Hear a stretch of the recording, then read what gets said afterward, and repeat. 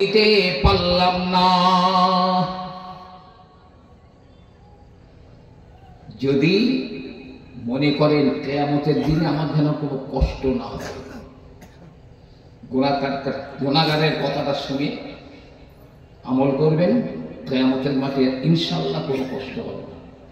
নিশ্চয়ই হয়তো আমার ওয়াজের কোনো নেটে শুনে থাকবেন কিয়ামতের দিনটা কেমন হবে জানেন। এই পৃথিবী থেকে সূর্যের দূরত্ব হলো 9,30,00,000 মাইল। কতটা হতে পারে? 9,30,00,000 মাইল। আচ্ছা, সূর্যটা বড় কত জানেন? কত বড়? আমরা তো একটুখানি দেখি। আমরা যে পৃথিবীতে বাস করি, এই পৃথিবীর চাইতে 13 লক্ষ গুণ বড় সূর্য। আমার পৃথিবীটা কত বড় হবে? এর চাইতে 13 লক্ষ গুণ বড় সূর্য। আগুনের গোলা, ওই সূর্যের যে উত্তাপ, গরম তাপ, রৌদ্র, তার 2000 কোটি ভাগের 1 ভাগ দুনিয়ায় পড়ে। 2000 কোটি ভাগের 1 ভাগ দুনিয়ায় পড়ে। এই সবে শুরু হচ্ছে এবারে রৌদ্র। যারা হজে গেছেন, মক্কায় বলেন মদিনায় বলেন কিরকম রৌদ্র, যেন মাথা ঘেলু শুকিয়ে যাচ্ছে। সেও তো 2000 কোটি ভাগের 1 ভাগ। বিশাল গরম করলে cold drinks, ice cream, AC room, গাছতলা, বাঁশতলা, 2-3 বার দিনে গোসল করা কি না করি।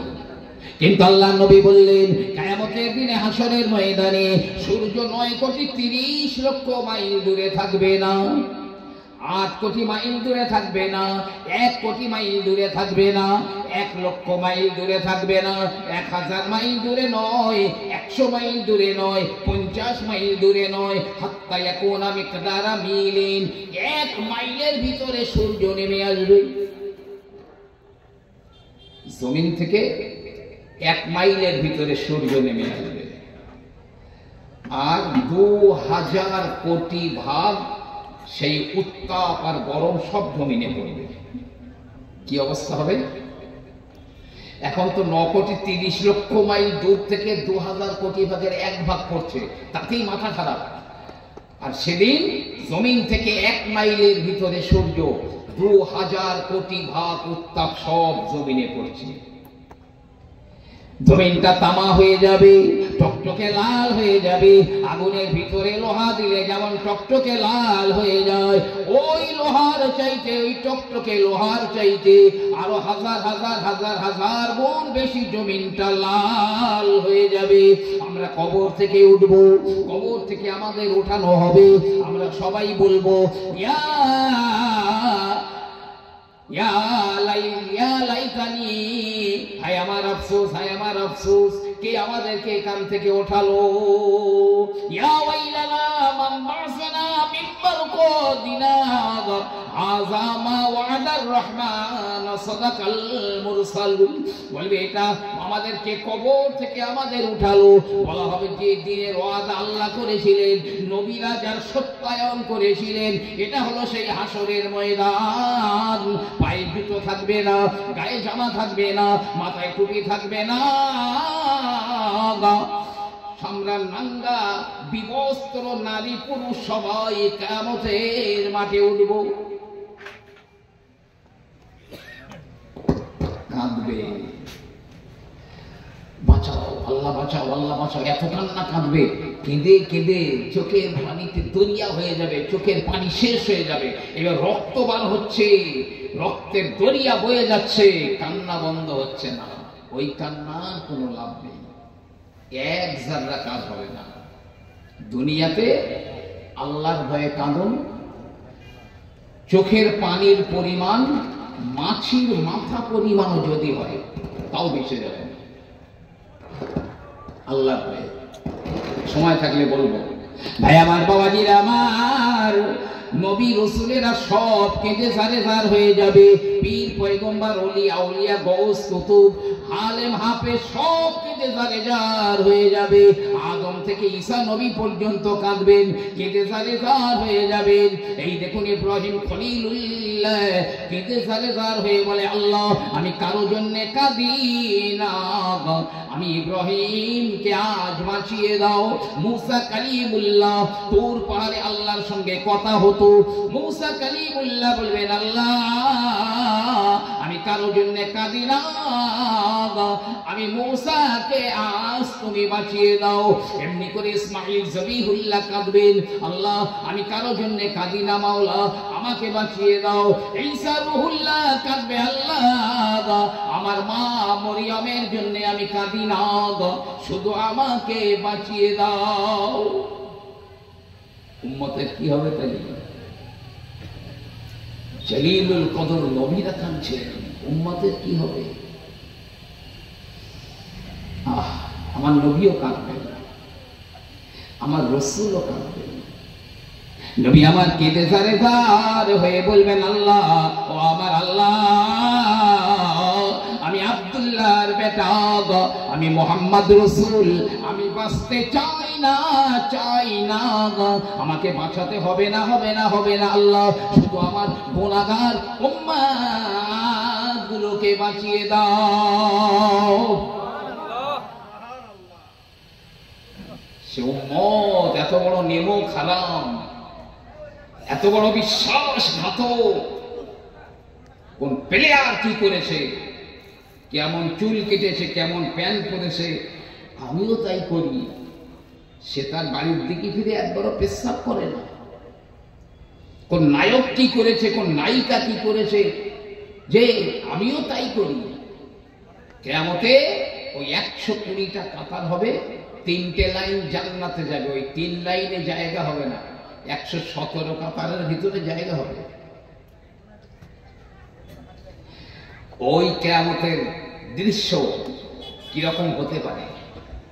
কুরআনুল কারীম আমার আল্লাহ পাক বলছেন, ওয়াতারান নাসা সুকারা ওমা হুম বিসুকারা ওয়ালাকিন্না আযাবাল্লাহি শাদীদ। আমার আল্লাহ পাক বলেন, হে আমার নবী, কিয়ামতের ময়দানে আপনি দেখবেন ওরা যেন নেশাখোর হয়ে রয়েছে, ওরা যেন মাতাল হয়ে রয়েছে, কিন্তু না না না, ওমা হুম বিসুকারা, ওরা মাতাল নয়, নেশাখোর নয়।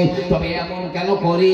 ওয়ালাকিন্না আযাবাল্লাহি শাদীদ। আমার আল্লাহ পাকের আযাবটা বড় কঠিন, বড় কঠিন।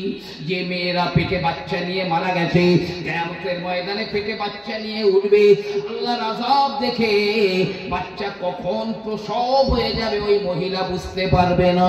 যে বাচ্চাগুলো বাচ্চা বেলায় মারা গিয়েছে, ওই বাচ্চারা, ওই ছোট ছোট বাচ্চা হয়ে কিয়ামতের ময়দানে উঠবে, কিন্তু আল্লাহর আযাব দেখে তাদের চুলগুলো পেকে সাদা হয়ে যাবে, গায়ের চামড়াটা ঝুলে যাবে। কঠিন আযাব। আল্লাহর আরশে আজিম নামানো হবে সিরিয়ায়, আল্লাহর আরশে আজিম সিরিয়ায় নামানো হবে। আল্লাহর আরশটা কত বড় জানেন? আল্লামা ইবনে কাসির রাহমাতুল্লাহ আলাইহি তার আল বিদায়া ওয়ান নিহায়া কিতাবে লিখছেন, আল্লাহর আরশে আজিমের মাঝখানে যদি 7 আসমান আর 7 জমিনটা বসিয়ে দেওয়া যায়, তো মনে হবে যেন বিশাল বড় ফাঁকা ময়দানের মাঝখানে একটা মোটরের দানা পড়ে রয়েছে। সেই আল্লাহর আরশ নামিয়ে আনা হবে, বিশাল লম্বা একটা ছায়া পড়বে, বিশাল লম্বা এয়ার কন্ডিশন ছায়া। নবী পাক বলছেন, ওই ছায়া ছাড়া আর কোনো ছায়া থাকবে না। ঘর বাড়ি নেই, গাছপালা নেই, পাহাড় পর্বত নেই, নদী নালা নেই, খাল বিল নেই, কিচ্ছু নেই, সমান হয়ে গেছে, শুধু আল্লাহর আরশে আজিমের ছায়া। 7 প্রকার মানুষ ওই আরশের ছায়ার তলায় আল্লাহ তাদের স্থান দেবেন, জায়গা দেবেন, কোনো কষ্ট হবে না, ঠান্ডা পানীয় তাদের পান করানো হবে। তার মধ্যে একদল তারা রজুলুন কলবুহু মুআল্লাকুন ফিল মাসজিদে, যে মানুষের অন্তরটা মসজিদের ভিতরে টাঙানো থাকে, ও মাঠে যাক বাজারে যাক যেখানেই যাক না কেন মনটা পড়ে রয়েছে মসজিদের ভিতরে, মসজিদের সঙ্গে এমন করে যার সম্পর্ক, ওই লোকটা না কিয়ামতের দিনে কোনো কষ্ট পাবে না, আল্লাহর আরশে আজিমের ছায়ার তলায় স্থান পেয়ে যাবে।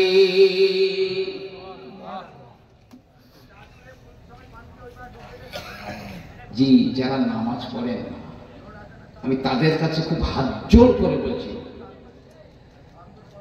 আমি আজকে আবার নতুন করে আপনাকে মনে করিয়ে দিচ্ছি, আমি একদম পুরাতন আওয়াজ করছি, যারা নামাজ পড়েন না আমার কথাটা খুব মন দিয়ে শুনবেন, আমি খুব একটা ভাইটাল কথা বলবো। যে তার আগে একবার একটু মহব্বতে দুরূদ শরীফ আল্লাহুম্মা সাল্লি আলা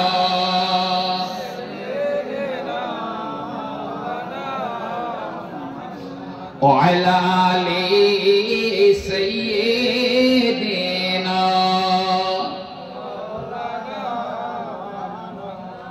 قیامت میں ہر شخص پریشان رہے گا، قیامت میں ہر شخص پریشان رہے گا، ہر ایک شخص رو رو کر محمد کو پکارے گا، اگر وہ مجھے خبر نہ لے تو کون خبر لے، امت کے جو وہ کشتی ہے وہ محمد کے حوالے، اللہم صلی علی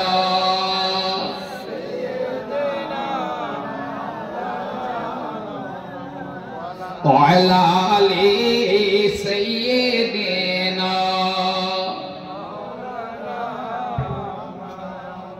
এক ব্যক্তি উটের পিঠে চেপে বগদাদ শরীফে বেরিয়েছে, বগদাদে যাচ্ছে, উর্দু বই, বইটার নাম হচ্ছে হেকায়াতুকা গালদাস্তা। এখন কিছু দূর গিয়েছে, গিয়ে দ্বিতীয় একটা লোকের সঙ্গে দেখা হয়েছে, আর একটা লোকের সঙ্গে। তা সেই লোকটা বলছে, ভাই তুমি কোথায় যাও গো? বলতেছে আমি বগদাদে যাব, তাই বেরিয়েছি। ও, তো আমিও তো বগদাদে যাব, তো ভাই তুমি যদি একটু আমার অনুমতি দাও তাহলে আমি একটু তোমার সঙ্গে যাই। এ বলছে, ভাই তুইও তো একটা উটের পিঠে বসে আছিস, তুই তো আমার ঘাড়ের উপরে বসে যাবিনি, তা চল দুজনে একটু গল্পে গল্পে গেলে পথ এগিয়ে যাবে, কষ্টও কম হবে, চল দুই ভাই যাই। যাচ্ছে, যেতে যেতে একদিন হয়ে গেছে, পুরো একদিন হয়ে গেছে। এই লোকটা, দ্বিতীয় লোকটা বলছে, ভাই শুন দাঁড়া একটু না, আমি আর তোর সঙ্গে যাবো না। বলে কেন, আমি তো কি করলাম? বলতে আমাকে চিনতে পেরেছিস? না তো। বলতে আমি হচ্ছি ইবলিস, আমি হলাম ইবলিস। ও, তা তুই বললি ভাই আমার একটু সঙ্গে নাও, আমি তোকে সঙ্গে নিলাম, তা তুই এখন আমার সঙ্গে কেন যাবিনি?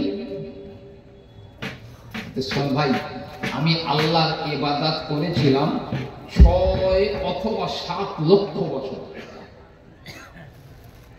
কত কোটি কোটি সাজদা আল্লাহকে দিয়েছি। প্রথম আসমানে 1000 বছর ইবাদত করেছি, দ্বিতীয় আসমানে 1000 বছর, প্রতি আসমানে আসমানে 1000 বছর করে ইবাদত করেছি। আল্লাহ আমার ইবাদতে খুশি হয়ে ফেরেশতাদের মুআল্লিম বানিয়ে দিলেন, শিক্ষক বানিয়ে দিলেন। জান্নাতে আমার জন্য নূরের মেম্বার তৈরি হতো, আমি সেখানে দাঁড়িয়ে ওয়াজ করতাম আর ফেরেশতারা শুনতো। আমার এত ইজ্জত দিয়েছিলেন। কিন্তু ভাই আমি আল্লাহর যত সাজদা দিয়েছি এই সাজদাগুলো ছিল নফল, ফরজ সাজদা নয়। কিন্তু আল্লাহ রাব্বুল আলামিন যখন হুকুম দিলেন উসজুদু লিআদম, আদমকে সামনে রেখে সাজদা দিয়ে দাও। এই একটা সাজদা আল্লাহ দিতে বলেছিলেন, ওই সাজদাটা ছিল ফরজ সাজদা, আল্লাহর হুকুমের সাজদা। কিন্তু আমি ওই একটা সাজদা দিলাম না, ওই আল্লাহর হুকুমের একটা সাজদা না দেওয়ার কারণে আমার 6 লক্ষ বছরের ইবাদত বরবাদ হয়ে গেল। আমি মারদুদ হয়ে গেলাম, আমি মালউন জাহান্নামী হয়ে গেলাম, শয়তান হয়ে গেলাম। অথচ কোটি কোটি সাজদা এর আগে আল্লাহকে দিয়েছেন, সেগুলো ফরজ সাজদা ছিল না। এই একটা সাজদা ছিল আল্লাহর হুকুমের সাজদা। তো ভাই, তোর সঙ্গে তো আজ সারাদিন আমি রয়েছি, এই সারাদিনে আল্লাহ তোর উপরে 5 ওয়াক্তের নামাজ ফরজ করেছেন। সুন্নত বাদ দেন, নফল নামাজগুলো বাদ দেন। ফজরে 2 রাকাত ফরজ, জোহরে 4 রাকাত, আসরে 4 রাকাত, মাগরিবে 3 রাকাত, এশায় 4 রাকাত। এই শুধু 5 ওয়াক্তের ফরজ নামাজগুলোয় তুই সারাদিনে দিসনি 34টা সাজদা। তুই একদিনে দিসনে 34টা। আমি একটা না দিয়ে আমার ঘাড়ে যদি এই গজব পড়ে, তা তুই 34টা একদিনে দিসনে, তোর ঘাড়ে না জানি কি গজব পড়বে। ভাই, আমি শয়তান হলে কি হয়, ইন্নী আখাফুল্লাহ, আমি এখনো আল্লাহকে ভয় করি। তুই যা ভাই, আমি তো একবার ধ্বংস হয়েছি খোদার গজবে। বা যদি তোর সঙ্গে আমি থাকি আর আল্লাহ যদি তার সেই গজব নাজিল করে, তাহলে তুই যাবি, আমি আবার একবার ফের ধ্বংস হয়ে যাব। তুই ভাই তোর পথে যা, আমি তোর পথে যাব না, আমি অন্য পথ দিয়ে যাচ্ছি। ইবলিস শয়তান পর্যন্ত বেনামাজিদের আশেপাশে আসতে ভয় পায়। যে যারা 5 ওয়াক্ত নামাজ পড়েন, আমি অনুরোধ করে বলবো, নামাজ পড়ুন। আপনাদের বাচ্চাদের, একটু আগে যে প্রথম বললাম, মুরু সিবিয়ানাকুম বিসসালাতি ইযা বালাগু সাবা, আপনার বাচ্চা যখন 7 বছর বয়সের হবে, তাকে বলো বাবা নামাজ পড়ো, নামাজ পড়ো, ওযু করা শেখান, নামাজ পড়ানি শেখান। আর 10 বছর হয়ে গেছে যদি নামাজ না পড়ে, মাদ্দুল লাগাও। হযরত ফরিদউদ্দিন গঞ্জ শকর রাহমাতুল্লাহ আলাইহি 7 বছর বয়স হয়ে গিয়েছে, তার আব্বা জান বেঁচে নাই, আম্মা রয়েছে। আম্মা বলে, আমার নবী তো বলেছেন 7 বছর হয়ে গেলে নামাজের হুকুম দাও। মা বলছে, বাবা ফরিদ, বাবা তোমাকে নামাজ পড়তে হবে, এবার নামাজ পড়ো বাবা। বাচ্চা তো মা নামাজ পড়ে কি হবে, মা জানে আমার ফরিদ মিষ্টি পছন্দ করে। তো বলছে, বাবা তুই নামাজ পড়বি, নামাজ পড়া হয়ে গেলে নামাজের ওই মুসাল্লা উঁচু করে দেখবি মিষ্টি থাকবে। তাই বলে, হ্যাঁ মিষ্টি থাকবে। তাই তো আমি নামাজ পড়বো মা। ওই বাবা নামাজ পড়তে গেলে ওযু করতে হবে। আরে আমাদের তো অস্ত্র নাই, লড়বো কি দিয়ে? অস্ত্র কি জানেন? ইমানদারদের অস্ত্র। নবী আমার বলেছেন, আল ওযু ওয়াসিলাহুল মুমিন, ওযু হলো ইমানদারদের হাতিয়ার, ওযু হলো ইমানদারদের অস্ত্র। সে ওযুই নেই, বেঈমান কাফেররা তো লাঠি ঝাঁটা মারবেই আবার। তো মা, আমি তো ওযু করতে জানি না। বলছে, আমি তোকে শিখিয়ে দিচ্ছি বাবা। 1 লোটা পানি নিয়ে কিভাবে ওযু করতে হয় ফরিদকে শিখিয়ে দিচ্ছে। মা বলে দিচ্ছে, ফরিদ ওযু করবে। বাবা ওযু হয়ে গেছে, চলো এবার নামাজ পড়বে। নামাজের মুসল্লা তো বিছানোই আছে। ফরিদউদ্দিন গঞ্জে শকর 7 বছর বয়স নামাজ পড়েছে। মা বলে দিচ্ছে, প্রথমে এইরকম করো, এই বলো, এইরকম করো। মা বলে দিচ্ছে, ফরিদ নামাজ পড়ছে। নামাজ হয়ে গেল। বলছে, বাবা এবারে নামাজের পাটি তুলে দেখো। নামাজের পাটি তুলে দেখছে মিষ্টি, খুব মজা করে খেয়েছে। মা, আমি কিন্তু নামাজের কাজা করবো না। প্রতি ওয়াক্তে মা ওযু করানো শেখায়, আর এই নামাজের নিয়ম কানুন ও নামাজ পড়ে ফরিদ আর মা বলে দেয়। পড়তে পড়তে হঠাৎ একদিন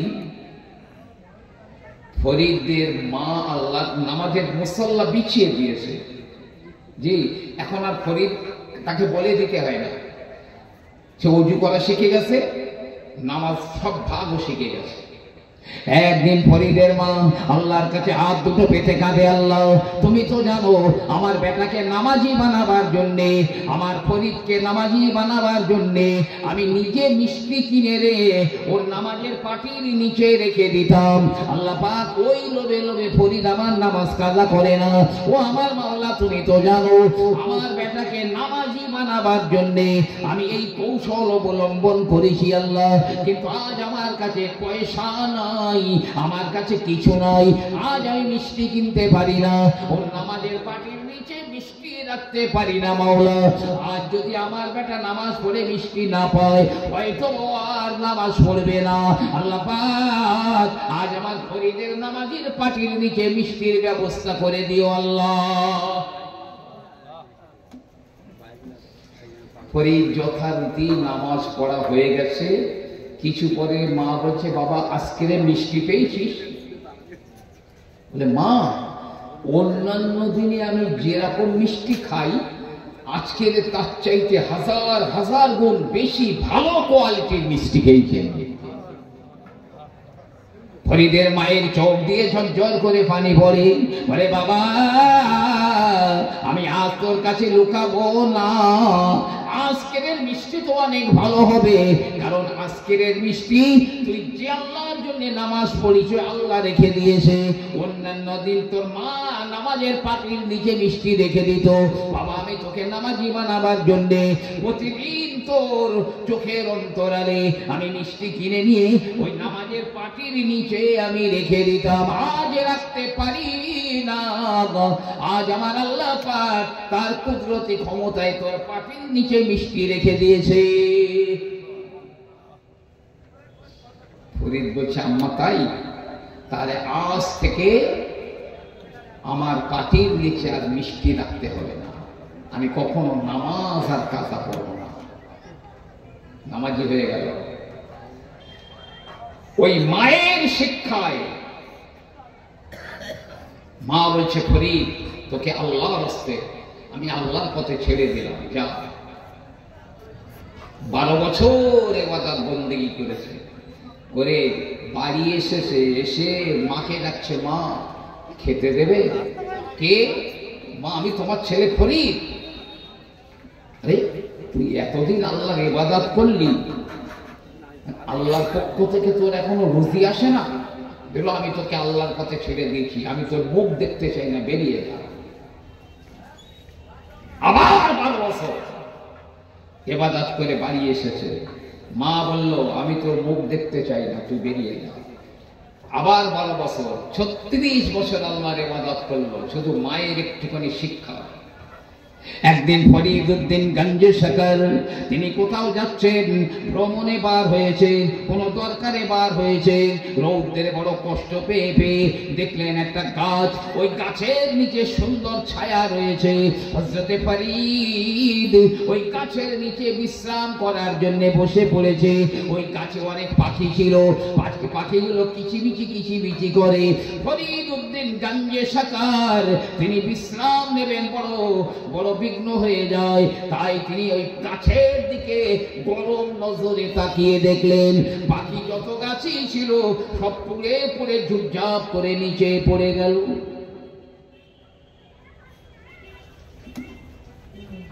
তল্পিতল বা মুঠিয়ে আবার যাচ্ছে ফরিদ, বহু পথ চলে গেছে, খুব পিপাসা পেয়েছে, পিপাসা তো একটা কুয়াও পেয়েছেন, কিন্তু কুয়ার ধারে যেতে পারছে না। এক মহিলা ওই কুয়া থেকে পানি তুলছে, বালতিতে করে নিচে ফেলে দিচ্ছে, পানি তুলছে ফেলে দিচ্ছে।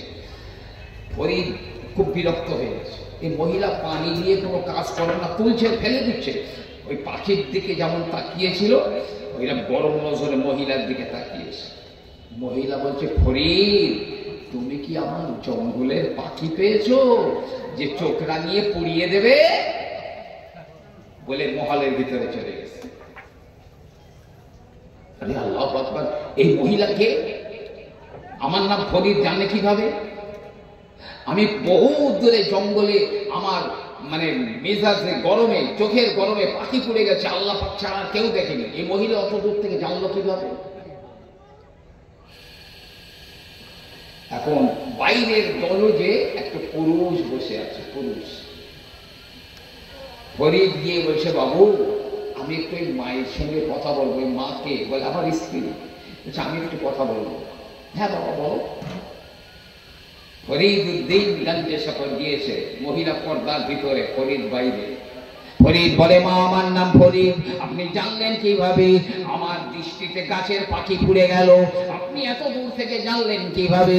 তিনি বলছে, ফরিদ ওই বাইরে যে পুরুষরা বসে রয়েছে ও হলো আমার স্বামী, আমার নেশাখোর স্বামী। আমার স্বামীর দোয়ার বদৌলতে আমার আল্লাহ পাক আমাকে এত বড় দরজা দিয়েছে। আমার স্বামীটা বলো নেশাখোর। নেশা একদিন চুর হয়ে বাড়ি এসে আমাকে বলছে, পানি দাও। পানি আনতে দেরি হয়ে গেছে, এসে দেখি আমার স্বামী ঘুমিয়ে পড়েছে। কষ্ট হবে বলে আমি বেচারাকে আর ডাকিনি, তবে আমিও ঘুমাইনি। পানির গ্লাস নিয়ে তার মাথার কাছে দাঁড়িয়েছিলাম। ভোরবেলা ঘুম ভেঙে উঠে দেখে পানির গ্লাস নিয়ে আমি দাঁড়িয়ে আছি। এই তুমি পানির গ্লাস নিয়ে? আমি সব বললাম। আমার ওই মাতাল স্বামী বলল, আল্লাহ আমার বিনি আজকের যে আমার খিদমত করেছে, মাওলা আল্লাহ তুমি আমার স্ত্রীকে তোমার ওলি বানিয়ে দাও। আল্লাহ তোমার ওলি বানিয়ে দাও। আমার ওই স্বামীর দোয়ায় আল্লাহ আমাকে ওলির দরজা দিয়েছেন। আমি আমার অন্তরের চোখ দিয়ে আমি সব দেখতে পাই। জোরে বলুন সুবহানাল্লাহ। এখনকার আমি আপনাদের এলাকার কথা বলছি, অনেক মহিলারা আছে যে এমনি তো স্বামীকে গালিগুলোজ করে, বলে আল্লাহ ও যাচ্ছে যেন আর বাড়ি না ফেরে, গাড়ির তলায় পড়ে যেন শেষ হয়ে যায়। যে আল্লাহর ফেরেশতারা ওই মহিলার উপরে অভিশাপ দেয়, ফেরেশতারা অভিশাপ দেয়। নিজে নামাজ পড়ুন, আপনার বাচ্চাদের নামাজ। কিয়ামতের ময়দানে কত কোটি কোটি মানুষ জাহান্নামে যাবে জানেন? তার সন্তানদের কারণে, শুধু সন্তানের কারণে। আমার ভাইয়েরা, বাবাজিরা, মনে রাখুন, মসজিদের দিকে মুখটা ঘুরিয়ে দিন। কিয়ামতের দিনে সব ধ্বংস হয়ে যাবে, মসজিদ আর মাদ্রাসা ধ্বংস হবে না। পাহাড় থাকবে না, ফ্ল্যাট থাকবে না, ঘর বাড়ি গাছপালা কিছুই থাকবে না, মসজিদ আর মাদ্রাসা ধ্বংস হবে না। তবে মসজিদগুলো তার নিজের জায়গায় থাকবে না, মাদ্রাসাগুলো তার নিজের জায়গায় থাকবে না। এমনকি মসজিদে নববী শরীফ তার নিজের জায়গায় থাকবে না।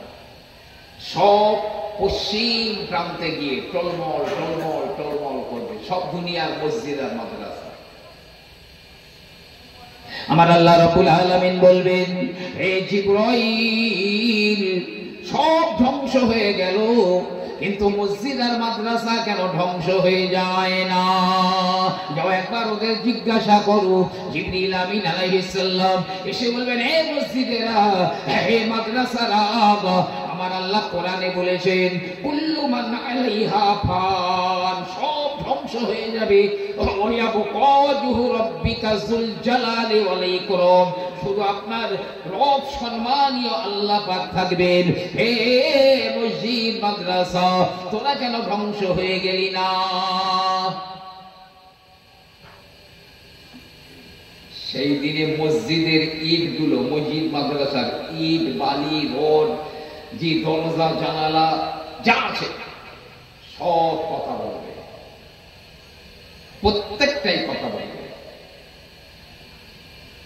যদি আল্লাহ সেই দিন পর্যন্ত আপনাকে বাঁচিয়ে রাখে, নবী পাক বলেছে কিয়ামতের আগে আপনার এই উরু, আপনার অবর্তমানে আপনার স্ত্রী বাড়িতে কি করেছে আপনার উরু আপনাকে বলে দেবে।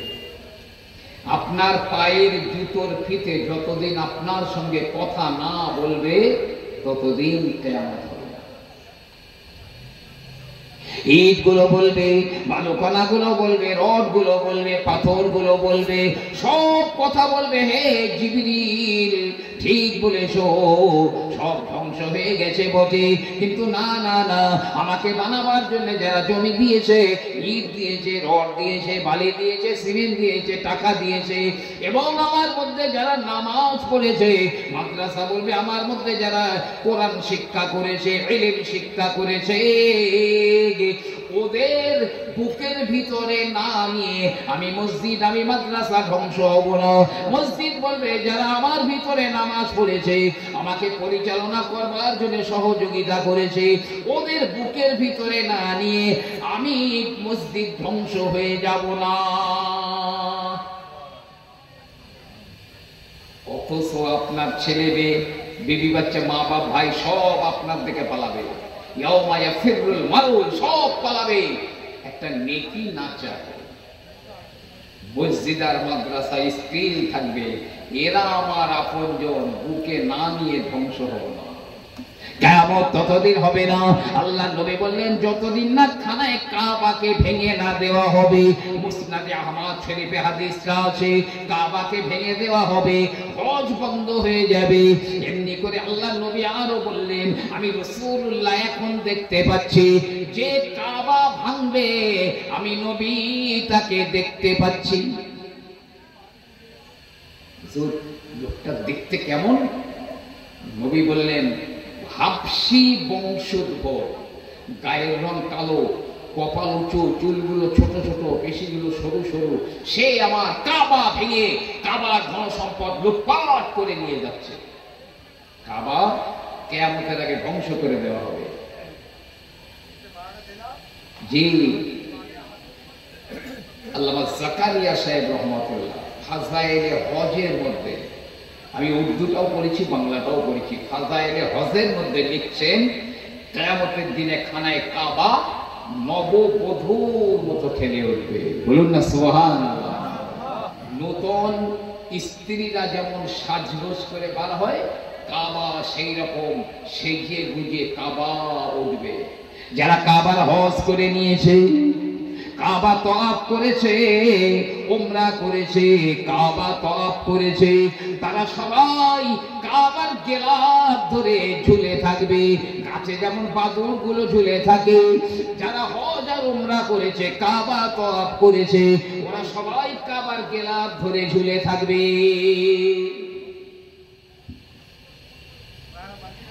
আল্লাহ বলে, জিবরাইল ঘোষণা দিয়ে দাও, যারা মসজিদে নামাজ পড়েছে, সহযোগিতা করেছে, মাদ্রাসায় কোরআন শিখেছে, ইলম শিখেছে, সহযোগিতা করেছে, তারা সব যেন ওই মসজিদ আর মাদ্রাসায় ঢুকে যায়। জিবরাইল ঘোষণা দিয়ে দেবেন, সবাই মসজিদ মাদ্রাসায় ঢুকে যাবে। প্যাসেঞ্জার কাবায় ভরা, মসজিদে ভরা, মাদ্রাসাতেও প্যাসেঞ্জার ভরা। আল্লাহ দুনিয়ার মসজিদ আর মাদ্রাসা গুলোকে ট্রেনের বগির মতো একটার সঙ্গে আর একটা জোড়া লাগিয়ে দেবেন, খানায়ে কাবাকে ইঞ্জিন বানিয়ে দেবেন। আমার আল্লাহ এবারে জাহান্নামের উপরে একটা ব্রিজ বানাবেন, পুলসিরাত বানাবেন। 15,000 বছরের রাস্তা, চুলের চেয়ে সরু, তলোয়ারের চেয়ে ধার, ঘুটঘুটে অন্ধকার, দুই দিকে লোহার কাঁটা লাগানো রয়েছে। আমার একদম ডাইরেক্ট জাহান্নামের উপরে, চুলের চেয়ে সরু, তলোয়ারের চেয়ে ধার, তাতে আবার কাঁটা লাগানো দুই দিকে, আবার ঘুটঘুটে অন্ধকার। 5,000 বছর সোজা উঠতে হবে, 5,000 বছর সমতল যেতে হবে, আর 5,000 বছর নিচের দিকে নামতে হবে। বলেন তো কে পার হবে? কে পার হবে? আমার আল্লাহ রাব্বুল আলামিন বলবেন, এরে কাবা, আমি তোকে ইঞ্জিন বানিয়ে দিলাম, মসজিদ আর মাদ্রাসা গুলোকে বগি বানিয়ে দিলাম, প্যাসেঞ্জার ভরা, যাও 15,000 বছরের পুলসিরাত পার করিয়ে জান্নাতুল ফেরদাউসের প্ল্যাটফর্মে লাগিয়ে দে। চোখের পলকে, এক পলকে পুলসিরাত পার করিয়ে জান্নাতুল ফেরদাউসে লাগিয়ে দেবে। সব প্যাসেঞ্জারেরা বিনা হিসাবে জান্নাতি হয়ে যাবে। তারপরে মসজিদ আর মাদ্রাসা গুলো ধ্বংস হয়ে যাবে। শুধু একটা জায়গা ধ্বংস হবে না মোটেও, মদিনাতুল মুনাওয়ারার যে জায়গাটা রিয়াজিল জান্নাহ, ওটা জান্নাতের একটা অংশ কেটে ওখানে নামানো আছে, ওইটা ধ্বংস হবে না, ওই জায়গাটা জান্নাতেই থেকে যাবে। সেই দিনে কপাল খুলে যাবে যে কেউ আপনার পরিচয় পর্যন্ত দেবে না, সব পালিয়ে যাবে। মাদ্রাসা, এই মক্তব, যে মক্তবগুলোতে বাচ্চারা কোরআন তেলাওয়াত করে, আপনিও যদি কোরআন না জানেন, আমি হাত জোর করে যাচ্ছি, এখন থেকে লেগে যান কোরআন শিখতে। আমাদের বুজুর্গানে দিনেরা, বড় বড় আল্লাহওয়ালারা, একদম জবরদস্ত আলেম, শুধু নামটা তলেবুল ইলমের খাতায় রাখবার জন্যে সপ্তাহে 1-2 দিন কোনো ওস্তাদের কাছে যেতেন পড়তে, যাতে আমার নামটা তলেবুল ইলমের খাতায় থাকে। ভাই আমার, বাবাজিরা আমার রাসূলুল্লাহ বললেন, খায়রুকুম মান তাআল্লামাল কোরআন ওয়া আল্লামাহু, তোমাদের মধ্যে ওই ব্যক্তিরা আল্লাহর কাছে সবচাইতে প্রিয় যারা কোরআন শিক্ষা করে আর যারা কোরআন শিক্ষা দেয়। সেই হাদিস। এমনকি নবীজি বলেছে, কোরআন জানা মানুষের পিছনে যেন লেগো না। আলী, কোরআন জানা মানুষের পিছনে লেগো না, জাহান্নামের কুকুর যেন তোমাকে ছিঁড়ে না খেতে পারে। অর্থাৎ নবী পাক বললেন, যারা কোরআন জানে, কোরআনের হাফেজ, তাদের পিছনে যারা লাগালাগি করবে, জাহান্নামের কুকুর তাদের ছিঁড়ে খাবে। তো একটা লোক বুড়ো হয়ে একদম 12 আনা কবরে আর 4 আনা ডাঙায়, সারা জীবনে কিচ্ছু শিখিনি, আরো কিচ্ছু জানেই না। এখন দেখতেছে এইবার তো আমি গ্যারেজ হয়ে যাব, আর লাইন নিতে যাই, একটু আল্লাহর কালামটা শিখি কি গিয়ে। তো একটা আরবিক কায়দা নিয়ে একটা ওস্তাদের কাছে গিয়েছে। হুজুর, সারা জীবন তো সব এদিক ওদিকে গেল, একটু আমি কোরআন শিখবো বলে এসেছি। তা ভালো। তো প্রথম বলেছে, হ্যাঁ, আলিফ বা তা সা। তো বুড়ো 4টে অক্ষর মুখস্থ হয়েছে মাত্র, আলিফ বা তা সা। আর বুড়োটা মরে গেছে। মরে গেলে সাধারণত কবর দিয়েছে। নবী আমার বলেন, যাও কুবিরাল মাইয়িতা তানিল মালাকানিল আখির, যখন মানুষকে কবর দেওয়া হয় তার কবরে 2 জনা ফেরেশতা আসে। দাঁতগুলো গরুর শিঙের মতো, সারা গায়ে বড় বড় লোম, নাক চোখগুলো গামলার মতো বড় বড় নীল বর্ণের, আর চোখ দিয়ে, নাক দিয়ে, মুখ দিয়ে আগুনের স্ফুলিঙ্গ বার হয়। ওই দুটো ফেরেশতার স্বাভাবিক গলার আওয়াজ হলো বজ্রপাতের আওয়াজের মতো, কিন্তু ওই ফেরেশতারা ধমক দিয়ে বলবে, মান রব্বুকা, তোমার রব কে? বুড়োর কবরে ফেরেশতা এসে বলছে, মার রব্বুকা, এই তোর রব কে? বলতে আলিফ বা তা সা। মা দীনুকা, তোর ধর্ম কি? বলতে আলিফ বা তা সা। মান নবিয়ুকা, এই তোর নবী কে? বলতে আলিফ বা তা সা। একই ফেসাদ। বলে যা বলি বলে আলিফ বা তা সা। ফেরেশতারা বলতেছে, আল্লাহ তুমি কি জিনিসের কাছে পাঠিয়েছ আমাদের? ও যা জিজ্ঞেস করি ও বলে আলিফ বা তা সা। আল্লাহ বলছে, যা বলেছে ঠিক বলেছে। বলুন না সুবহানাল্লাহ। এ আমার ফেরেশতারা, ওই বুড়োটা জীবনের ভুল বুঝতে পেরে ও আমার কালাম শেখার জন্য ও কোন ওস্তাদের কাছে গিয়েছিল। 4টে অক্ষর মুখস্থ করবার সুযোগ আমি আল্লাহকে দিয়েছি। আমি ওর মৃত্যু না দিতাম, তাহলে ও আমার কালামটা শিক্ষা করে আমল করতে পারত, কিন্তু আমি আল্লাহ সময় দেই না। তাই ও যে 4টে অক্ষর মুখস্থ করেছে, ওই 4 অক্ষরের বিনিময়ে আমি আল্লাহ ও আমার বান্দাকে মাফ করে দিলাম।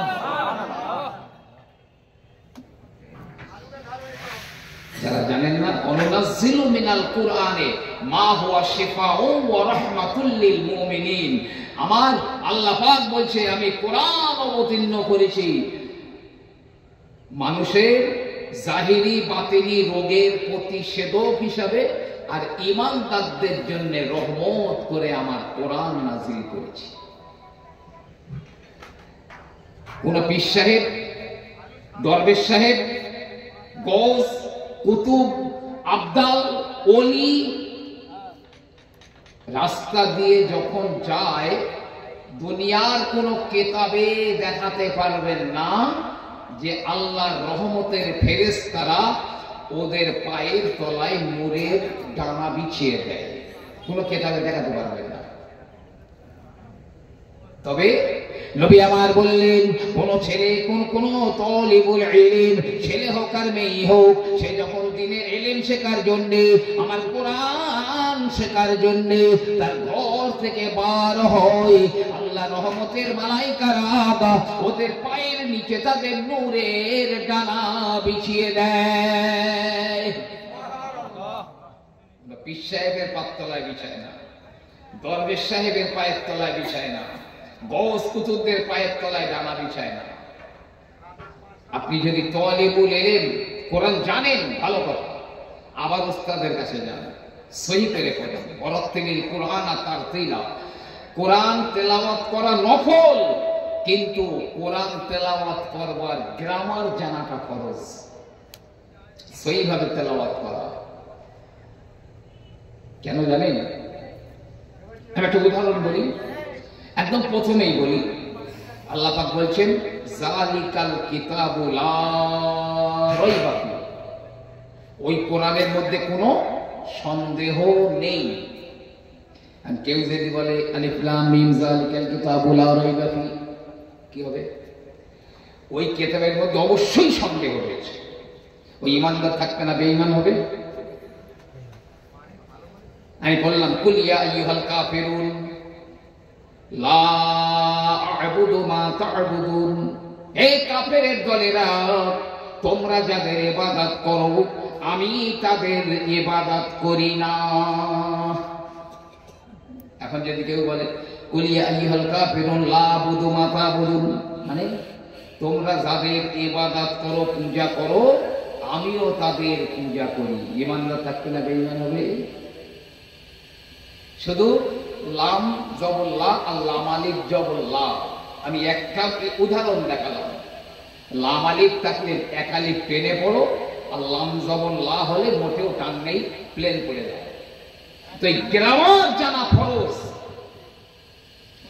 এই তালিবুল ইলমের খাতায় যদি আপনার নাম থাকে আর ওই অবস্থায় মরে যান, কবরে আপনার কোনো হিসাব হবে না। জোরে বলুন সুবহানাল্লাহ। কোনো হিসাব নেই। ইমাম বুখারী আলাইহির রহমা ইন্তেকাল হয়ে গেলেন, যিনি বুখারী শরীফের সংকলক, তিনি ইন্তেকাল হয়ে গেলেন। ইমাম বুখারী হুজুরের জানাজা হয়ে গেল, জানাজাটা হয়ে গেল। ও আমার ভাইরা, কবর খোঁড়া রেডি হয়ে গেছে। ইমাম বুখারী আলাইহির রহমাকে যখন কবরে নামাতে যাবে, কবরের এক ধারের দেয়াল ধসে পড়ে যায়। লাশ নামানোর আগে এক সাইডের দেয়ালটা ধসে গেছে, আর পাশে যে কবরটা ছিল, কবরটা আলগা হয়ে গেছে। কি দেখছে? ওই কবরের ভিতরে একটা তালিবুল ইলম বসে আছে, তার সামনে একটা কোরআন রয়েছে, কবরে বসে সে কোরআন তেলাওয়াত করছে। জোরে বলুন না সুবহানাল্লাহ। প্রিয় নবী সাল্লাল্লাহু আলাইহি ওয়াসাল্লাম বললেন, ও দুনিয়ার মানুষেরা, মনে রাখো, ঈমানদার মানুষ যখন মরে কবরে যাবে, আমার আল্লাহ পাক ওর কবরে একটা করে কোরআন দেবেন।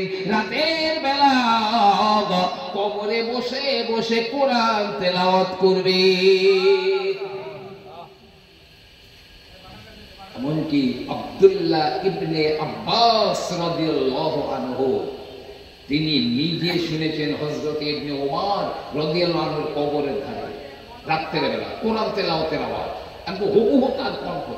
নবীজি কি বলেছে? নবীজি বলছে, বাস্তবে ওটা ইবনে ওমরের গলার আওয়াজ। আল্লাহ পাক প্রত্যেক ঈমানদারের কবরে কোরআন দেন। সে কোরআন থেকে পিছিয়ে আছি আমরা। আপনার বাচ্চাদের কেন কোরআন শিক্ষা দেবেন? তবে নিয়ত ভালো রাখতে হবে যে বেঁচে যাবেন, আমি বলছি আপনার বাচ্চাদের কেন কোরআন শিক্ষা দেবেন, তার আগে খুব মোহব্বতে একবার দরুদ আল্লাহুম্মা সাল্লি আলা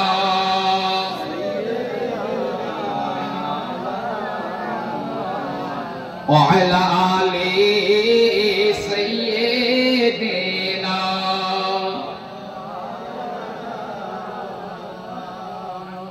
झुमकर नाते सरवा मैं पढ़ता रहोगो, झुमकर नाते सरवा मैं पढ़ता रहोगो, शौके दीदार से दिन मैं चलता रहो, मुझकराते रहे आशिकी मुस्तफा, हर मुनाफिक सोन सोन कर जलता रहे। अल्लाहुम्मा सल्ली अला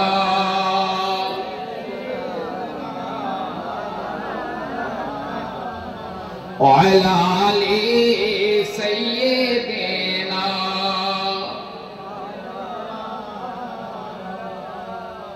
এক ব্যক্তি মরে যাচ্ছে, এক ব্যক্তি মরে যাচ্ছে, তখন ওই লোকের স্ত্রীর গর্ভে একটা সন্তান রয়েছে। লোকটা ভালো আমল জীবনে করতে পারেনি, মরে যাচ্ছে। তো মরবার সময় বলছে, বিবি আমি তো জীবনে কিছু করতে পারলাম না, তা আমার সন্তান তোমার পেটে রয়েছে, আমি বাঁচব না, মরে যাব। তা ছেলেই হোক আর মেয়েই হোক, আমার বাচ্চাটাকে একটু আল্লাহ কালাম শিক্ষা দিও, একটু কোরআন শিক্ষা দিও। লোকটা মরে গেছে, কবরও দেওয়া হয়ে গেছে, কিন্তু আমল ভালো ছিল না, যার কারণে ওই লোকের কবরটা পুরো জাহান্নামের আগুনে ভরে গেল। কঠিন আযাব। কয়েক মাস পরে ওই ব্যক্তির বিবি একটা ছেলে সন্তান প্রসব করলো। ছেলেটা বেশ বড় হয়ে গেল। মা বলে, বাবা তোর আব্বা ইন্তেকাল করার সময় ওসিয়াত করে গিয়েছিল, আমি যেন তোকে একটু আল্লাহর কালাম শিক্ষা দিই। যা বাবা যাও, আরবি কায়দাটা নিয়ে যা, ওই মক্তবে মাদ্রাসায় চলে যা, আল্লাহর কালামটা শিখে আয়। ছেলেটা আরবি কায়দা নিয়ে মাদ্রাসায় গিয়েছে। ওস্তাদ প্রথম ওকে সবক দেবে, আলিফ বা তা সবক দেবে। তা প্রথম বলতে, বাবা বলো বিসমিল্লাহির রহমানির রহিম। ওই বাচ্চা ছেলেটা ওস্তাদের মুখে শুনে বিসমিল্লাহ পড়ে নিয়েছে। আর যেই না পড়ে নিয়েছে, আমার আল্লাহ পাক ঘোষণা দেন, হে ফেরেশতারা, যার বেটা আমার কালাম শিখবার জন্য বিসমিল্লাহ পড়ে নিয়েছে, আমি আল্লাহ তো এমন নই যে ওর বাপের কবরে আমি আযাব দেব। হে ফেরেশতারা, ওর বেটার বিসমিল্লাহ পড়ার ওসিলায় আমি আল্লাহ ওর বাপকে ক্ষমা করে দিলাম, যা ওর কবর, বাপের কবরটা জান্নাতের বাগান বানিয়ে দে। আপনার বাচ্চাকে কোরআন শেখান, প্রয়োজনে সার্বিক সহযোগিতা করেন। জানেন সুলতান মাহমুদ গজনবী, নাম শুনেছেন? সুলতান মাহমুদ গজনবী একদিন রাস্তা দিয়ে যাচ্ছেন, আর সুলতান মাহমুদ গজনবীর মনের মধ্যে তিনটে জিনিস সব সময় খোঁচা মারত। এক নাম্বার, আমার মা বলেছে তোর বাপ হলো সুবক্তগিন। আমার বাপ তো প্রথমে মিলিটারি ছিল, মাসের পর মাস বাইরে কাটিয়ে দিত।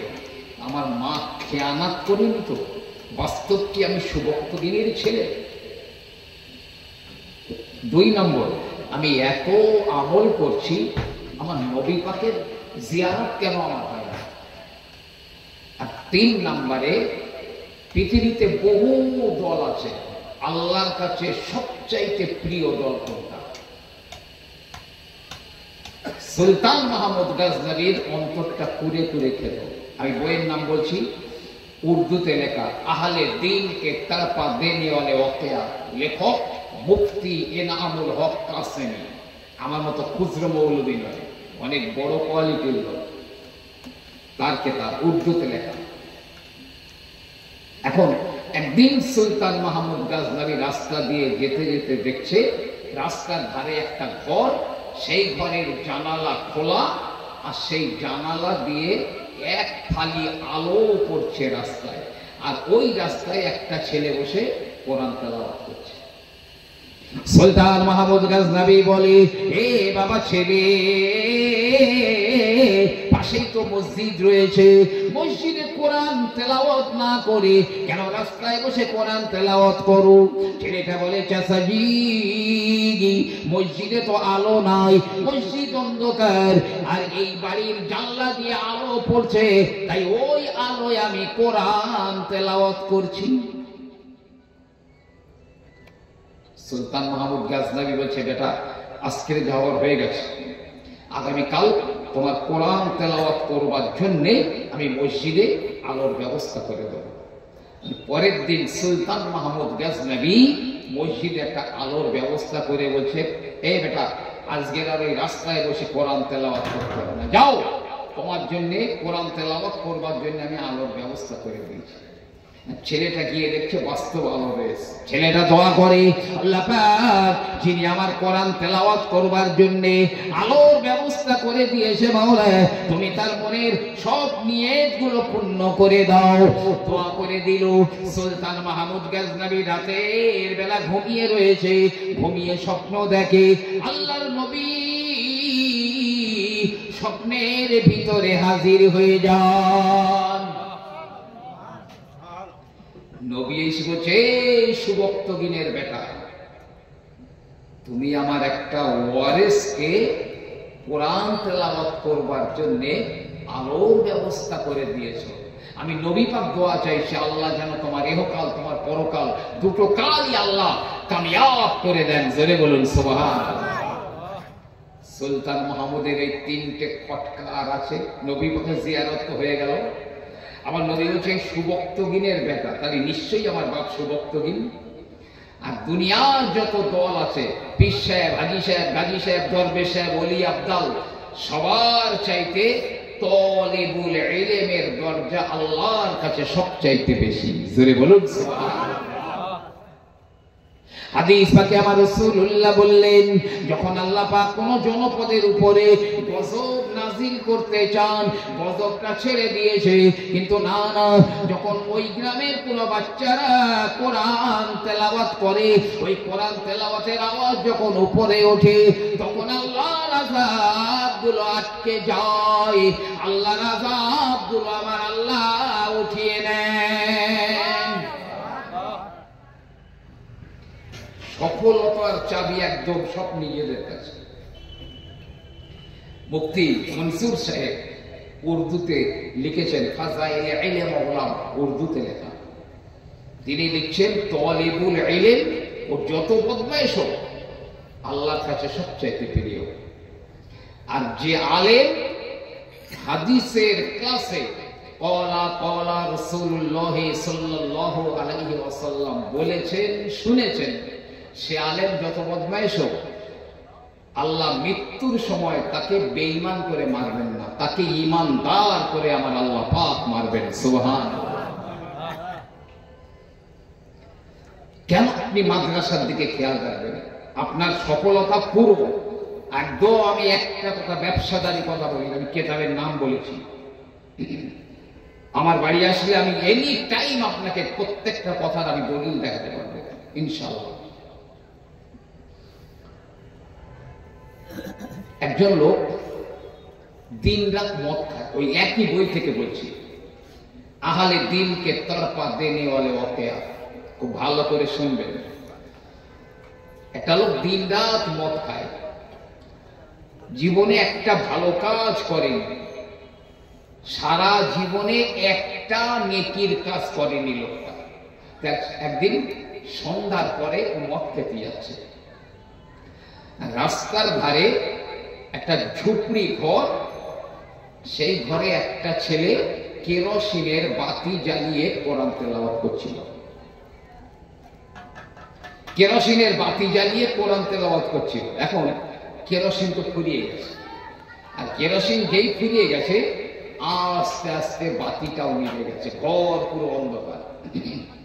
ওই ছেলেটা বলে, আল্লাহ পাক, আল্লাহ তাআলা, তুমি আমাকে এত অসহায় কেন বানালে মাওলা, এত গরীব কেন বানালে আল্লাহ? আমার কেরোসিন ফুরিয়ে গেছে, আমার বাতিও নিভে গিয়েছে, আজ রাতে কি তোমার কোরআন তেলাওয়াত করতে পারবো না? আমার কাছে কিছু নাই, পয়সা নাই যে আমি কেরোসিন কিনে এনে আবার বাতি জ্বালিয়ে তোমার কালাম পড়বো। ঠিক ওই টাইমে ওই লোকটা মদ খেতে যাচ্ছে। এই ছেলেটার কথা ওই মদখোরের কানে গিয়েছে। মদখোরটা শুনতে পেয়ে ওই ঘরে গিয়ে, এই ছেলে কি বললে? চাচাজি আমি কোরআন তেলাওয়াত করছিলাম, তো কেরোসিনের বাতি জ্বালিয়ে কেরোসিন ফুরিয়ে গেছে, আমার বাতিও নিভে গেছে, তাই বলছিলাম আল্লাহ আমার এত অসহায় তুমি কেন বানালে আল্লাহ?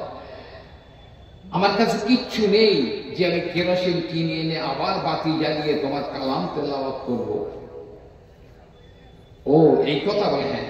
বলে, না বাবা, আমি তো যাচ্ছিলাম মদ খেতে, মদ কেনা টাকাটাই আমার পকেটে রয়েছে, তা আজকের আমি আর মদ খাবো না, আমার ওই মদ কেনা টাকা দিয়ে আমি তোমার কেরোসিন কিনে এনে দিচ্ছি, আল্লাহর কালাম তুমি অবশ্যই পড়বে। ওই মদখোরটা, ওই মাতালটা তার মদ কেনা টাকা দিয়ে কেরোসিন কিনে নিয়ে এলো। এই নাও বাবা, আমি আজ আর মদ খাবো না, কেরোসিন এনে দিলাম, বাতি জ্বালাও, আল্লাহর কালাম তেলাওয়াত করো। শুনে রাখো বাবা, আগামী কাল থেকেও আমি আর মদ খাবো না, আমি যে টাকা দিয়ে মদ খেতাম ওই টাকাটা তোমার কোরআন তেলাওয়াতের পারপাস আমি খরচ করব বলে লোকটা বাড়ি ফিরে চলে গেল। মদ খাওয়া খেতে যাওয়া হলো না। ওই রাত্রে মাতালটা মরে গেছে, বাড়ি গেছে মাঝ রাত্রে মাতালটা মরে গেছে। সকালবেলা সারা গ্রামের লোক এক জায়গায়, সবাই বলতেছে এর মতো খোদার দুশ্মন আর নেই, আমরা একে গোসল দেব না, কাফন দেব না, জানাজাও দেব না, কবরও দেব না। যে সেদিন একটা কেতাবে দেখছিলাম, কেতাবটার নামটা আমি মনে করতে পারছি না, সম্ভবত হয় ইমাম গাজ্জালি রহমাতুল্লাহ আলাইহি লিখেছেন, না হয় আল্লামা জালালউদ্দিন সুয়ুতি রহমাতুল্লাহ আলাইহি লিখেছেন, বেনামাজিদের, যারা বেনামাজি মরে গেলে মুসলমানদের কবরস্থানে যেন দাফন করো না।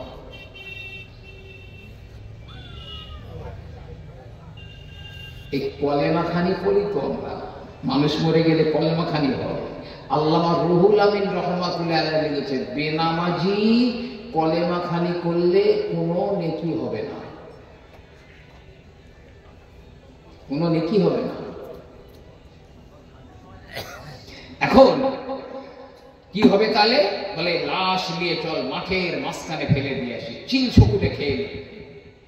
কয়েকজন মানুষ ওই লাশটাকে ধরাধরি করে নিয়ে মাঠের মাঝখানে ফেলে দিয়ে বাড়ি চলে এলো। 1-2 করে 6 দিন হয়ে গেল, 7ম দিন পড়ে গিয়েছে, কিন্তু না না না, লাশটা ফোলে না, বন্ধ হয় না, পচে যায় না, মশা মাছিও বসে না, চিল ছকুনে খায় না, না না না, শিয়াল কুকুরেও খায় না, টাটকা তাজা লাশ খানা পড়ে রয়েছে। একটা লাশ কখন টাটকা থাকতে পারে? ধরলাম 2 দিন হয়ে গেলে তাই আর ধারে পাশে যাওয়া যাবে না, বন্ধে। আরে 7 দিন হয়ে গেছে, টাটকা তাজা লাশ পড়ে গেছে, এ তো জীবনে একটা নেকির কাজ করেনি, আবার মদ খেতে। ওই সাবডিভিশনে 8 জন আল্লাহর খুব প্রিয় বান্দারা ছিল, পিসা টাইপের। 7ম দিনে রাত্রে স্বপ্ন দেখে, কে যেন বলে এই অমুক জায়গায় একটা লাশ পড়ে রয়েছে, যদি তোমার ভাগ্যের দরজা খুলে নিতে চাও তাহলে চলে যাও, অমুক জায়গা থেকে লাশখানা তুলে এনে গোসল দিয়ে, কাফন দিয়ে, জানাজা দিয়ে কবর দিয়ে দাও।